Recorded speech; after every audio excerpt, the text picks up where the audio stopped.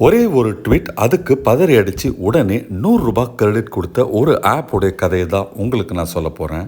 Amount just ₹100 தானே நினைக்காதீங்க. அதுக்கு உள்ளே இருக்கிற ஆழமான கருத்தை நீங்கள் புரிஞ்சுக்கணுன்றதுக்காக தான் இந்த வீடியோ பதிவு. நம்ம எல்லாம் இப்போல்லாம் ஆன்லைனில் ஷாப்பிங் பண்ணுறதுன்றது ஒரு சர்வ சாதாரணமான நிகழ்ச்சியாக இருக்குது.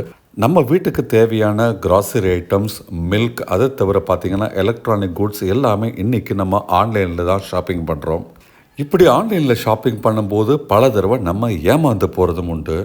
ஒன்று பொருள் டிஃபெக்டிவாக இருக்கலாம், இல்லாட்டி கிராசரியில் வெஜிடபிள்ஸ் ஏதாவது அழுகி இருக்கலாம்.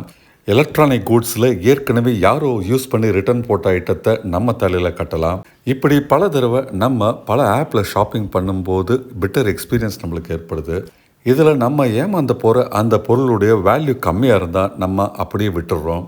இதெல்லாம் எடுத்துக்கிட்டு ஏன் நேரத்தை வேஸ்ட் பண்ணணும், அமௌண்ட்டு சின்னது தானேன்னு இக்னோர் பண்ணுறோம். ஆனால் நம்மளை மாதிரி இன்னும் ஒரு 100 பேர் 200 பேர் ஏமாந்தால் அந்த அமௌண்ட்டோட சைஸ் எவ்வளோ பெருசாக இருக்கும் யோசனை பண்ணி பாருங்கள். அதனால் நம்ம நஷ்டப்படுற அமௌண்ட் சின்னதோ பெருசோ நம்ம எப்போவுமே நமக்கு நஷ்ட ஈடாக அந்த காம்பன்சேஷனை கேட்டு வாங்கணும். அப்படி எனக்கு ஏற்பட்ட ஒரு பிட்டர் எக்ஸ்பீரியன்ஸை பற்றி தான் உங்ககிட்ட நான் ஷேர் பண்ணுறேன்.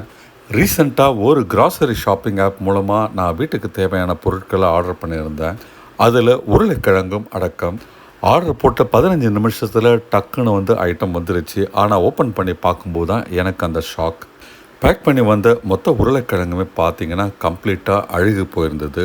ராட்டன் கண்டிஷனில் தான் உருளைக்கிழங்கு இருந்திருக்கு. அதை அப்படியே பேக் பண்ணி எனக்கு டெலிவரி பண்ணியிருந்தாங்க. அந்த ஆப் வழியாக சில நாட்களுக்கு முன்னால் மில்க் ஆர்டர் போட்டிருந்தேன்.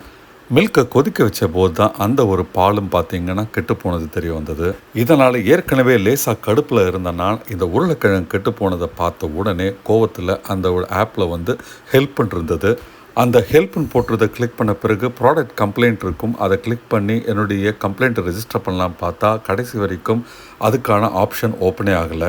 சம்ஹவ் ரிப்பீட்டடாக ட்ரை பண்ணியும் என்னால் என்னுடைய கம்ப்ளைண்ட்டை ரெஜிஸ்டர் பண்ண முடியல. இந்த விஷயத்தை ஆப் வழியாக கொண்டு போக முடியாதுன்னு தெரிஞ்ச பிறகு நான் நேராக எக்ஸ் தளம், அதாவது ட்விட்டருக்கு போனேன். என்னுடைய ட்விட்டர் மெசேஜில் அந்த கிராசரி ஆப்பை டேக் பண்ணி உருளைக்கிழங்கு கெட்டு போனதை பற்றி மென்ஷன் பண்ணி ஃபோட்டோவும் அப்லோட் பண்ணியிருந்தேன். என்னுடைய ட்விட்டர் பதிவு 5 நிமிஷம் கூட ஆளுங்க உடனே மும்பையிலேருந்து எனக்கு உடனே ஃபோன்.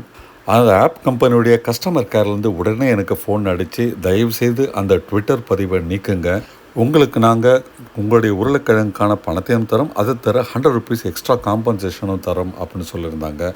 எனக்கு நீங்கள் காம்பன்சேஷன்லாம் தர வேணாம், எனக்கு உருளைக்கிழங்குக்கான பணத்தை முதல்ல கிரெடிட் பண்ணுங்கள். அது மட்டும் இல்லை, இந்த மாதிரி ரிப்பீட்டடாக நடக்கக்கூடாமல் பார்த்துங்க.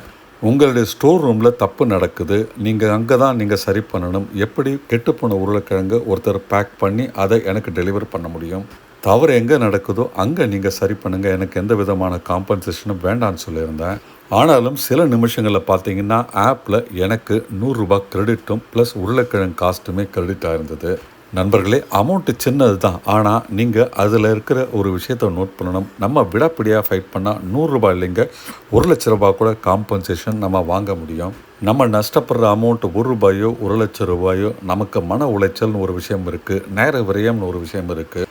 இதுலேருந்து நான் உங்களுக்கு ஒரு விஷயத்த சொல்ல ஆசைப்பட்றேன். எந்தவித கம்ப்ளைண்ட்டாக இருந்தாலும், எந்த ப்ராடக்டை கம்ப்ளைண்ட்டாக இருந்தாலும் தயங்காமல் நீங்கள் ரெஜிஸ்டர் பண்ணுங்கள். ஃபேஸ்புக், ட்விட்டர் மாதிரி தளங்களில் போய் அந்த கம்ப்ளைண்ட்டை ரெஜிஸ்டர் பண்ணுங்கள். அப்போ தான் உங்களுக்கான சரியான நியாயம் கிடைக்கும். அதே மாதிரி நம்ம ஏமாறுற மாதிரியே மற்றவங்கள அந்த ஆப்புடைய ஸ்டாஃப் ஏமாற்ற முடியாது. தெரியாமல் தவறாக பேக் பண்ணியிருந்தாலும் இனிமேல் அவங்க கவனமாக இருந்து தப்பான ஐட்டங்களை பேக் பண்ண மாட்டாங்க. ஒரு கஸ்டமராக சட்டம் நமக்கு பல உரிமைகளை கொடுத்துருக்கு. அந்த உரிமைகளை எப்போவுமே நம்ம நிலைநாட்டணும், நமக்கான நியாயத்தை வெல்லணும்.